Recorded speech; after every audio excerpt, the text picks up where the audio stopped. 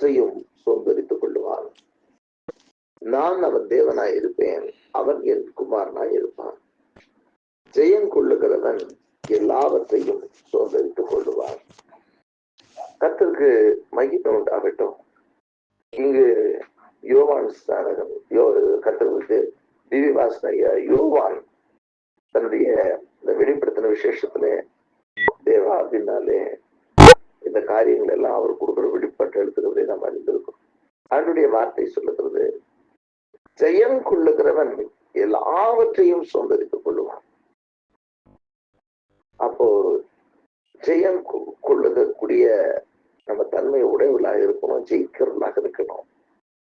அப்ப ஜெயம் கொள்ளுகிறவர்கள் எல்லாத்தையும் சுதந்திரித்துக் கொள்ள முடியும் என்று சொல்லி ஆண்டோட வார்த்தை சொல்லுது. யார் ஜெயம் கொள்ள முடியும்? எல்லாவற்றையும் சுதந்திரித்துக் கொள்ள வேண்டும் என்றால் ஜெயிக்க வேண்டும், ஜெயம் கொள்ள வேண்டும். அப்போ இந்த எதை ஜெயிக்கணும்? நாம் வாழுகிற இந்த பொருளாத உலகத்துல பாவத்தை ஜெயிக்கொண்டா இருக்க வேண்டும், ஜெயிக்கொண்டா இருக்கணும், இந்த உலகத்தை ஜெயிக்கொண்டா காணப்படணும். ஒரு ஜெயம் கொள்ளுகிற ஒரு வாழ்க்கை. இன்னைக்கு மற்ற எல்லா பல வெற்றிகளை நம்ம சொல்லலாம். மாயமான வெற்றி அல்ல, மெய்யான வெற்றி பாவத்தை ஜெயிப்பது, பிசாசை ஜெயிப்பது, இந்த உலகத்தை ஜெயித்து மேல வர்றது.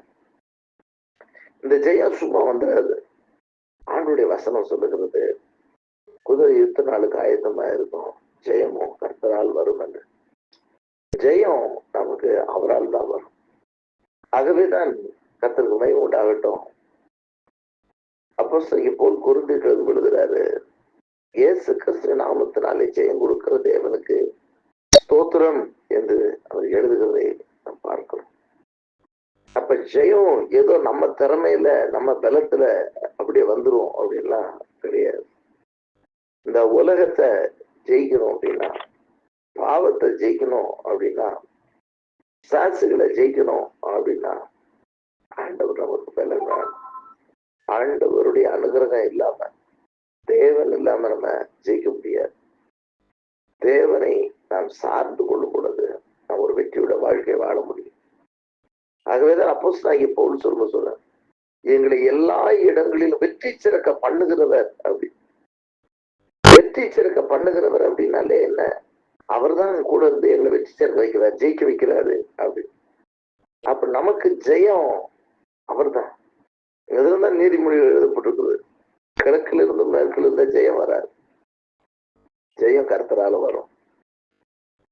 அப்போ ஆண்டவர் நம்மளை ஜெயிக்க வைக்கிறது அப்படின்னா இந்த உலகத்தை நம்ம ஜெயிக்க முடியாது, உலகத்துக்கு அடிமைப்பட்டு போய்விடும்.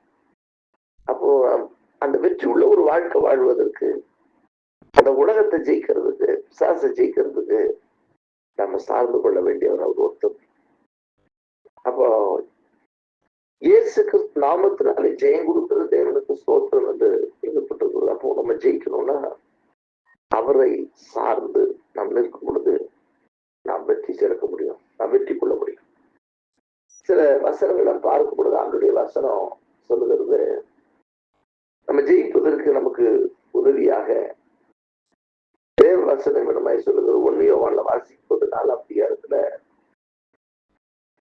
4ஆம் வசனம் சொல்லுகிறது, பிள்ளைகளே நீங்கள் தேவனால் உண்டாயிருந்து அவர்களை ஜெயித்தீர்கள், ஏனில் உலகத்தில் இருக்கிறவர்களும் உங்களில் இருக்கிறவன் பெரியவன். அப்போ உலகத்தில் இருக்கிறவனிலும் உங்களில் இருக்கிறவன் பெரியவன். அப்ப நமக்கு வெற்றி, நம்முடைய ஒரு வெற்றியோட வாழ்க்கை வேணும் அப்படின்னா எனக்குள் தன்னகத்தை, எனக்குள் அவரை உடையவனாக நான் இருக்கணும்.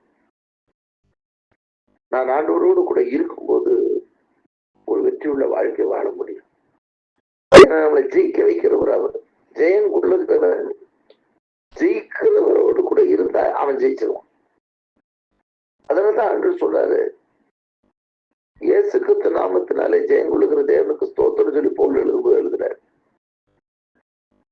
இங்க யோவான் சொல்றாரு, நீங்க அவனை ஜெயிப்பீங்க, பிசாசை ஜெயிப்பீங்க.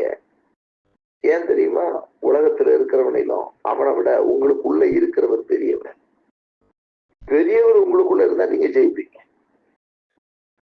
அதே மாதிரி இன்னும் சில வசனங்கள்ல ஒரு வெற்றி உள்ள வாழ்க்கைக்கு நமக்கு ஆண்டவர் கொடுக்குற ஆலோசனை, சொல்லப்பட்டிருக்கிற 1 யோவான்ல நீங்க வாசிச்சு பார்த்தீங்கன்னா 2ஆம் அதிகாரத்துல அங்க வசனம் 14ஆம் வசனம் சொல்லுகிறது, பிதாக்களே ஆதி முதல் இருக்கிறவரை நீங்கள் அறிந்திருக்கிறதுனால உங்களுக்கு எழுதுகிறேன். வாலிபரை நீங்கள் பலவான்களாய் இருக்கிறதுனாலும் தேவவசனம் உங்களில் நிலைத்திருக்கிறதுனாலும் நீங்கள் பொல்லாங்கனை ஜெயித்ததினாலும் உங்களுக்கு எழுதியிருக்கிறேன். 2வது முதல்ல சொன்னோம், ஆண்டவர் நமக்குள்ள நினைச்சிருக்கும் போது ஒரு வெற்றியுள்ள வாழ்க்கை. 2வது நமக்கு வசனம், தேவ வசனம் வேணும். இன்னைக்கு அநேகருடைய வாழ்க்கையில தேவ வார்த்தையே இருக்காது. இன்னைக்கு பெரிய பெரிய வாலிபர் கான்செப்ட், அது நிறைய ஆட்டங்கள் பாட்டங்கள் நிறைய நடந்துட்டு இருக்கு. இயேசு என்கிற பெயர்ல மிகப்பெரிய வியாபாரங்கள் அது நடந்து கொண்டு இருக்கிறது. அங்கே வேத வசனத்துக்கு இடமே கிடையாது. வெறும் உடலினுடைய அசைவுகளுக்கும் நம்முடைய அவங்களுடைய உற்சாகத்துக்காக மாத்திரம் அதை செய்து கொடுங்க. அதனால அவங்க ஒரு வெற்றியோட வாழ்க்கை இல்லை, ஏதோ ஒண்ணு அவங்க அடிமைப்பட்டு கிடக்குறாங்கன்னு அர்த்தம். அது ஏதோ உனக்கு அவங்க டெம்ட் ஆக்கப்பட்டு அவர்கள் அடிமையாக்கப்பட்டிருக்கிறார்கள். இங்க வாலிபருக்கு அன்னைக்கு யோவான் எழுதும்போது எழுதுறாரு, சொல்றாரு, நீங்க பொல்லாங்கன்னு ஜெயிச்சீங்க. ஜெயிக்கிற காரணம் என்ன தெரியுமா? நீங்க பலவான்கள் மாத்திரமல்ல, உங்களுக்குள்ள தேவ வசனம் நிலைத்திருக்கிறது. உங்களுக்குள்ள தேவ வசனம் இருக்கிறது. அப்ப தேவ வசனம் உங்களுக்குள்ள நிலையத்து இருக்கிறதுனால நீங்க பொல்லாங்கன்னு ஜெயிச்சீங்க. ஆண்டவர் நம்ம கூட இருக்கும்போது நம்ம ஜெயிப்போம். இதே மாதிரி ஆண்டுடைய வசனம் நமக்குள்ள இருக்கணும். பாருங்க, பரிசுத்த ஆவியாருடைய பலத்தினாலே இயேசு கிறிஸ்து 40 நாள் உபவாசம் பண்றாங்க. பல சோதனைகளை தாண்டி வர்றாங்க. அடுத்து 40 நாள் முடிஞ்ச உடனே, அதாவது உபவாச நாட்கள் வசனத்துல சொல்லப்பட்டிருக்கிறது 40 நாட்கள் அளவும் பிசாசினால சோதிக்கப்பட்டு ஒரு பக்கம் 3ஆம் இதுல ஒரு சுவிசேஷ புத்தகத்துல எழுதப்பட்டிருக்கு. அப்படின்னா அந்த உபவாச நாட்களே அவர் சும்மா இல்லை, 40 நாளும் பல டெம்டேஷன் வருகிறது, பல விதமான போராட்டங்கள், பல விதமான சூழ்நிலைகள் வருது. இது எல்லாத்தையும் கடந்துதான் இயேசுக்கு 40 நாள் கடக்குறாங்க. 40 நாட்கள் முடிந்த உடனே அவருக்கு பசி உண்டாயிற்று. அப்ப முடிஞ்ச உடனே திரும்ப பசி ஆரம்பிக்குது. ஆரம்பிச்ச உடனே வந்துட்டான் அவன். இப்போ என்ன செய்யறாரு? 40 நாள் உபவாசத்துல இருக்கும்போது தேவத்துல தன்னை எல்லாத்தையும் ஜெயிச்சாச்சு. இப்போ உபவாசம் முடிஞ்ச உடனே பசி வருது. பசி வந்த உடனே அவன் வந்துட்டான், பிசாசு வந்துட்டான். வந்துட்டு தேவனுடைய குமாரனே ஆனால் இந்த கல்லுகளை அப்பமாக்கி சாப்பிடுட்டான். அப்ப உடனே பிசாசுடைய போராட்டத்தினடி தொடர்ந்து வர ஆரம்பிக்குது. அப்ப ஆண்டவர் அவனை ஜெயிக்கிறதுக்கு அந்த இடத்துல தேவ வசனங்களை பயன்படுத்துறாரு. மனுஷன் அப்பத்தினால் மாத்திரமல்ல, தேவனுடைய வாயிலிருந்து புறப்படுகிற ஒவ்வொரு வார்த்தையினாலும் பிழைப்பான் அப்படின்றத அவரு வசனத்தை பயன்படுத்துறாரு. இன்னைக்கு நம்ம வாழ்க்கையில நிறைய பேருக்கு ஆண்டவர் ஆசீர்வாதம் நல்லது, வசனம் வேணும், தேவ வார்த்தைகள்ல நிரம்பணும். இப்ப பாருங்க, தேவ வார்த்தையை பிரசங்கம் பண்ணோம்னா 1/2 மணி நேரம் கூட கேட்கறதுக்கு ஆள் இல்லை. 20 நிமிஷம், சில சர்ச்சஸ்ல 20 நிமிஷம் பிரசங்கம் பண்ணா டைமை பார்த்துட்டாங்க, உச்சி போட்டுட்டு எந்திரிச்சு ஓடி போயிடுவாங்க. ஆனா அதே ஆட்கள் பாத்தீங்கன்னு சொன்னா 6 மணிக்கு ஆரம்பிச்சா அடுத்த நாள் விடிய காலம் 4 மணி வரை போட்டு டான்ஸ் போட்டாங்கன்னு சொன்னா ஆடிக்கிட்டே ஜாலியா முடிச்சு உட்காந்து காத்துக்கிட்டு இருக்காங்க, கூட சேர்ந்து ஆடுறாங்க. தேவ வசனம் வந்த உடனே அவங்களுக்கு அது எட்டிக்கை கசப்பை போல மாறுகிறது. அதனால அவங்க நிலை கொள்ள முடியாது, வெற்றி கொள்ள முடியாது, பாவத்தை ஜெயிக்க முடியாது, பிசாசு ஜெயிக்க முடியாது. எந்த மனிதனிடத்துல தேவ வசனம் பெருகுகிறதோ அந்த மனிதன் வசனத்தை கொண்டே ஜெயிக்கக்கூடிய பலன் ஆண்டு தருவார். அதனாலதான் அது ஆவியின் கோட்டையமாகிய தேவ வசனத்தினாலும் என்று சொல்லப்பட்டிருக்கிறது. ஜெயம் கொள்ளுகிறவன் எல்லாவற்றையும் சுதந்திரித்துக் கொள்வான். முதல்ல ஜெயிக்கணும்னா ஆண்டவருடைய அனுகிரகம் நமக்கு இருக்கணும், ஆண்டவரை சார்ந்து கொள்ளணும், கர்த்தர் என கூட இருக்கணும். அதுக்கு நான் என்ன இடம் கொடுக்கணும். ஆண்டவருடைய வசனம் சொல்கிறது, நீங்கள் தேவனுடைய ஆலயமாய் தேவனுடைய ஆவி உங்களில் வாசமாய் இருந்தது அறியாது இருக்கிறீர்களா? ஒருவர் தேவனுடைய ஆலயத்தை கெடுத்தால் தேவன் அவனை கெடுப்பா. அப்போ உங்க ஆலயம் உங்க சரீரம் பரிசுத்த ஆவியா தங்கக்கூடிய ஆலயம். அவர் உங்க உள்ள தங்கி இருக்கணும். அவர் உள்ளே உங்க கூட இருந்தாருன்னா நீங்க ஜெயிப்பீங்க. அடுத்து அவருடைய வார்த்தைகள் உங்களில் நிரம்பி இருக்கும். நீங்கள் என்னிலும் என் வார்த்தைகளுடன் நிறைந்திருந்தால் நீங்கள் கெடுத்துக் கொள்வது எதுவோ அது உங்களுக்கு செய்யப்படும். அடுத்து நமக்கு முக்கியமான தேவை பார்த்தீங்கன்னு சொன்னா அதுல 1 யோவான்ல அவர் சொல்லுவார், 5ஆம் அதிகாரம் 1 சொல்லியிருப்பாரு, தேவனால் பிறப்பதெல்லாம் உலகத்தை ஜெயிக்கும், நம்முடைய விசுவாசமே உலகத்தை ஜெயிக்கிற ஜெயம். இயேசுவானவர் தேவனுடைய குமாரன் விசுவாசிக்கிறவன் என்று உலகத்தை ஜெயிக்கிறவன் யார்? மூணாவது, அவருடைய வாழ்க்கையில எது இருந்தாலும் விசுவாசம் ஒண்ணு அது தடுமாற்றம் மாதிரி இருக்கும். நல்லா ஒரு பயங்கரமா ஜோம்பாங்க, முடிச்சதுக்கு அப்புறம் அது எங்க மாறப்போகுது அப்படின்னு வருவாங்க. நம்ம அந்த ஃபெய்த் நமக்குள்ள வரணும். விசுவாசிக்கிற விசுவாசம் நம்ம கொண்டு இருக்கணும். அதுல விசுவாசிக்கிறவங்களுக்கு எல்லாம் போதும். அப்போ நம்முடைய விசுவாசமே உலகத்தை ஜெயிக்கிற ஜெயமா இருக்கிறது.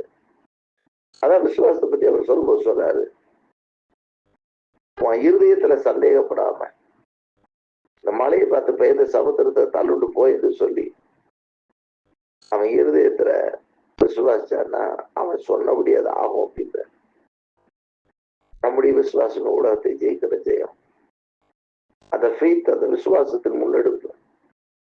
கோலியத்தை முறியடிப்பதற்கு தாவீதுக்குள் உண்டாயிருந்த விசுவாசம். ஆண்டவரை அனுப்புனதுக்கு அதுல ஆண்டவர் பேசினதாகலாம் போட்டிருக்காது. நீங்க பாத்தீங்கன்னா தெரியும். அந்த கன்வர்சேஷன் தாவீதுக்கு அந்த இடத்துல ஆண்டவர் நீ போ, நான் உன்னை அந்த கோலியத்தை முறியடிக்க வைக்கிறேன் அப்படின்லாம் சொல்லி பேசி அந்த இதெல்லாம் பண்ணி அனுப்புறதா போட்டிருக்காரு.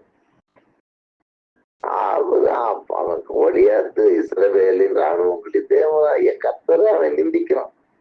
நிந்திச்ச உடனே அவன் சொல்றான், நீ இஸ்ரவேல் ராணுவ கர்த்தர் நீ நிந்திக்கிற, அவருடைய நாமத்தினால நான் வர்றேன் அப்படின்னு சொல்லிட்டு அவன் விசுவாச வார்த்தையை பேசிட்டு போறான்.